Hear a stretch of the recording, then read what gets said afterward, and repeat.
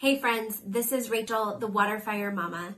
This video is for anyone who is walking alongside someone who has just had the bottom drop out of their world. It can be difficult to know what to say and do in order to help someone who is in crisis mode. We can't always anticipate their needs, and we definitely don't want to make them feel worse.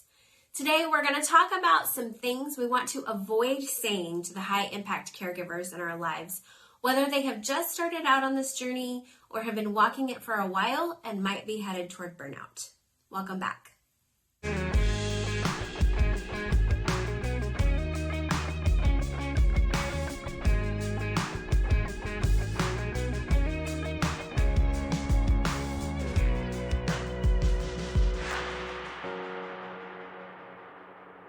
For the next few videos, we're going to take a little break from coaching the high-impact caregivers and special needs parents so that we can talk to the people who support them. My husband David and I have spent about a year of our lives in the hospital with our son Luke, most of it before he was 5 years old. Throughout that time, there were several people who were so incredibly helpful and encouraging. David and I have said it to each other over and over again. We don't know how people get through hardship and crisis like we have without a loving church family surrounding them, holding them up. You might be an extended family member, friend, coworker, or fellow church member to one of these Waterfire walkers. It's not always easy to come up with compassionate things to say or do on the fly when you are watching someone who's in pain.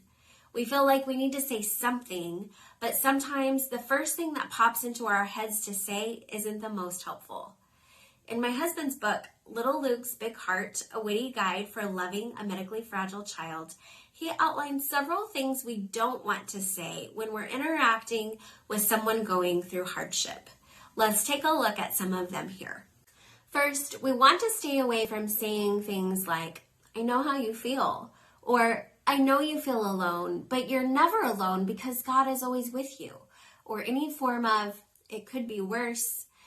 The principle to remember here is that we don't want to imply that the person going through hardship should or shouldn't feel a certain way. Even if we've been through something very similar, we still don't truly know how it feels to be in their particular situation. It's true that God goes with us when we go through life's storms, but implying that they shouldn't feel alone or that they should feel grateful that their situation isn't worse is ultimately minimizing their pain. The better thing to do as you sit with someone in crisis is to listen to their emotion, try to put yourself in their shoes, and validate what they're feeling. Try saying something like, "That sounds really hard," or "really scary," or "I can see why you would feel that way." Next, we don't want to fortune tell. I know that we sincerely hope that the situation improves, but the truth is that we really don't know what the future holds for this person or their family, so we don't want to pretend that we do. We don't want to say things like, "Everything's going to be okay." The truth is, the person sitting across from you might be dealing with a lifelong struggle. It might take years, or they might never get to the point where they feel okay. Related to this is comparing suffering by either comparing their situation to something similar that you've been through or something someone else you know went through.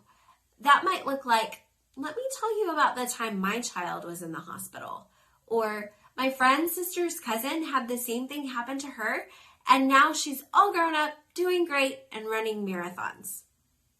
Eventually, this type of thing might be okay after the person has gotten a little distance from ground zero, but they probably need to initiate the conversation rather than you bringing it up. Keep in mind that even if two situations look a lot alike in your mind, their outcomes are unrelated. It's not that helpful and can actually be discouraging if the hurting person's outcome is not great and yours was. Several years ago, I had a friend whose son used to have a trach and a feeding tube like our son Luke did. Rather than tell me something like, "Oh, my son had a feeding tube too. I know how hard it is to get them to eat, but don't worry, he'll be eating steak before you know it." She had such an encouraging way of offering a hug every time she saw me, making eye contact and asking sincerely, "How are you doing?" Your presence without you saying very much can be the true comfort. Next, we don't want to try to fix the situation or solve it for them. This might look like, "I have a friend who drank this special herbal tea and it really helped them." Now, I like tea, and you all know from my earlier videos that I use essential oils. I'm definitely willing to try alternative treatments. If you're dealing with snoring, skin rashes, or headaches, then by all means, try something natural before you get medicine or surgery. But if you're talking to someone whose heart is missing a valve, then it can come across as pretty insensitive to imply that what your friend picked up off the shelf at the tea store might be able to do more than what their team of medical professionals can do. What you can say is something like this: "I care about you, and I want to help you in any way that I can." Then, as time goes on, keep your ears open for indications that they might be looking for ideas or solutions they haven't tried already.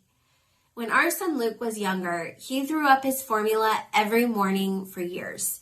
It took us a long time to discern that he was not tolerating some of the ingredients in his formula. I was on a search for an alternative, and a sweet friend introduced me to a company that offers real food ingredients blended into a formula for people who are tube fed. We switched Luke over, and it changed our lives. I was so grateful.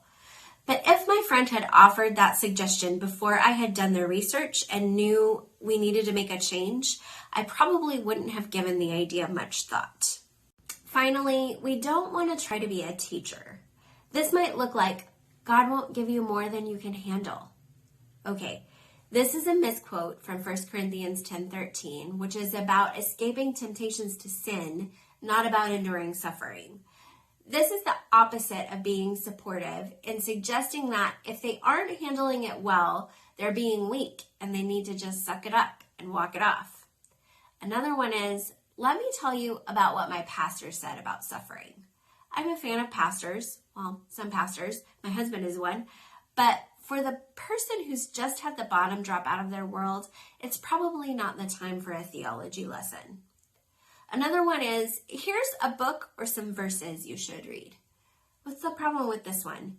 Not only does this advice come across as condescending at times, but it also makes it sound like the Bible or book you're suggesting is magic. And if only they would read the passages you've picked out for them, then it would make their suffering go away. Now, there's a difference between offering scripture to instruct, like, "Go look up this verse and things will become clear to you," versus offering a passage to comfort and encourage. The day Luke was born, wrapped in anxiety and questions about how the next days and weeks were going to unfold because we knew he had a severe congenital heart defect, I got a card from a dear college friend. In the card, she wrote out the passage from Isaiah 43 about how God will not let the fire consume us or the waters sweep over us. She told me that she had received comfort from that passage at a time earlier in her life and had been praying it for me as we awaited Luke's arrival. Guys, I can't tell you what that card still means to me almost 15 years later. I think the important thing is that my friend's motive was to pass on some encouragement she had received rather than to take on the position of knowledge and presume to teach me. And she made sure her words communicated that. One more thing. When we're talking to someone in crisis, we don't have any answers. If someone asks the why question, why is this happening to me or my loved one? We don't know. Even if we think we have some pretty intelligent and well thought out answers to the suffering and distress in the world, answering the why question is not usually helpful or even very informative. Maybe later, after the initial shock is over, it might be helpful to study some of the Bible's teachings on suffering and brokenness with them, but please, please, please don't give pat Sunday school answers to someone in real suffering. More important than the actual words we use when sitting with someone in crisis is the attitude and tone we bring. We want to be empathetic and caring. The goal isn't actually to make them feel better. When someone is in despair, the most solid thing we can do is help them feel like they are not going through it alone. The church and broader community play such a critical role in the survival of high-impact caregivers and special needs families. It can be a real lifeline to people who are facing crisis, so when you see someone hurting, please don't be too afraid or too busy to offer your support. In my next video, I'm going to talk about some specific practical things you can say and do to encourage the high-impact caregiver in your life. But in the meantime, telling them sincerely that you recognize how hard things are for them and that you're praying for them and cheering them on can be a tremendous encouragement. Don't forget that I've left the link for my free guide to caring for yourself in crisis in the description.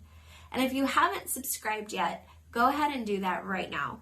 I really appreciate it. Remember, our God goes before us and is our rear guard. He's going to carry us through these tough days. He's got you, and I'm here to help. I'll see you next time.